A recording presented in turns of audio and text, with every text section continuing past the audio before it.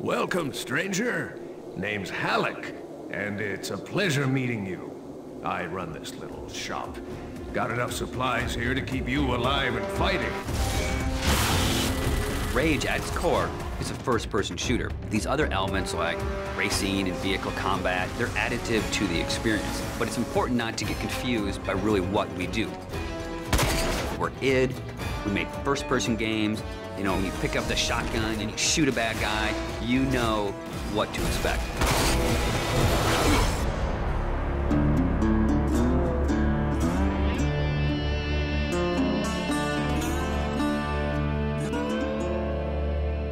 So in Rage, what we've tried to do is in every new environment that you enter, we give you a new weapon or a new ammo type or a new engineering item to keep the experience fresh. And as you play through the game, your arsenal grows and grows. It's a few different elements that really make a weapon good or satisfying. When you hit the fire button, it needs to do something on the other end. And that's where you get the feedback from blowing a head off or seeing a cool death animation. You know, I've always loved shotguns in all of the id games especially. I think if we didn't have a shotgun, a lot of fans would be upset. But the crossbow, because it's so different and so new, it's almost like this utility weapon. My favorite weapon in Rage is the wing stick. Let me guess. You want to know how to throw a wing stick. The wing stick is an offhand, instant throw weapon.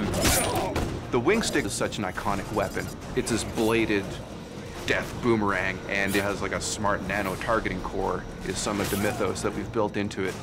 And if you time it right, you can chop the heads off of mutants with it. We have these things we call gadgets or engineering items. Things like a little remote control car with a bomb attached to it. Now you're building this little defense turret. If you have the parts and you have the plans to build it, you can build these anywhere in the world. So now you're running around, you're firing, and instead of just tossing a grenade or just throwing the wing stick, you're tossing down a little defense turret. When we have other more complex engineering items, as you progress through the game, things like sentry bots that are automated robots that shoot all your enemies for you. If you utilize some of the other gadgetry items, you can make it a thinking man's game. But it doesn't stray too far from our core mechanics. It's one button. It all follows the same principle. I pay nicely for quality goods. There is an economy, and when people first think about the economy, they think RPG. But the economy is really your tool to manipulate how you want to play the game. It really is this player choice mechanic.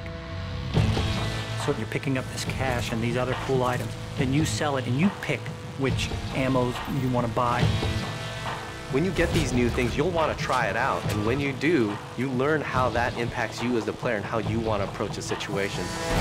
But at every step of the way, we never want the inventory to get in the way. It's there for a reason. It always has a purpose, but we still want to stay true to that kind of action.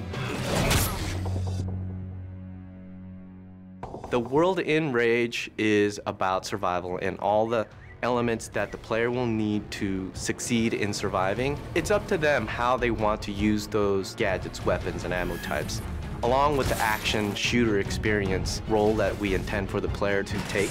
We create these different options in the gameplay when you get into an area with all these various implements of death. Or, you know, you may not want to have any strategy. You just may want to kick in the door, pull out your big shotgun, and start blasting away at the bad guys. We really give players the opportunity to engage the enemy AI in the way that's best for them. And we feel that that adds a lot of life and replayability to the game.